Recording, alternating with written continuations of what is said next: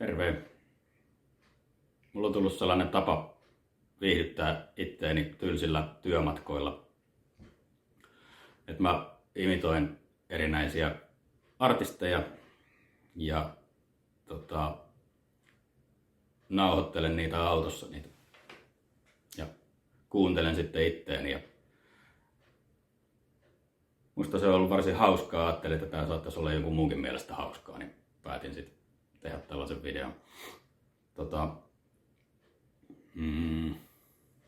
Tässä biisissä tää on sellainen suomalainen kaveri, joka laulaa, että mulla oli muinoin sellainen työtoveri, joka aina kun kuuli tämän laulajan biisin radiosta, niin tokas, että taas se Livekala laulaa. Ja en ole ikinä kuullut, miten Livekala laulaa, mutta ilmeisesti jotenkin siihen tyyliin kuin J. Karjalainen, sillä tämä viittasi justiin kyseiseen artistiin.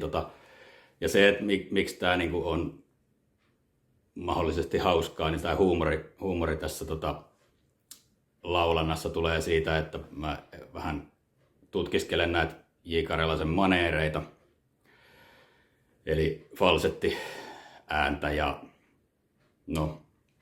mitä kaikkea muuta nyt hänellä onkaan tällaisia, jotka tekevät hänestä oikein tunnistettavan henkilön. Ja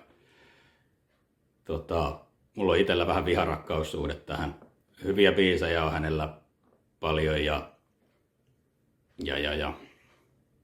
ehkä ääni on vähän sellainen, että tämä nyt menee vähän tällaisen.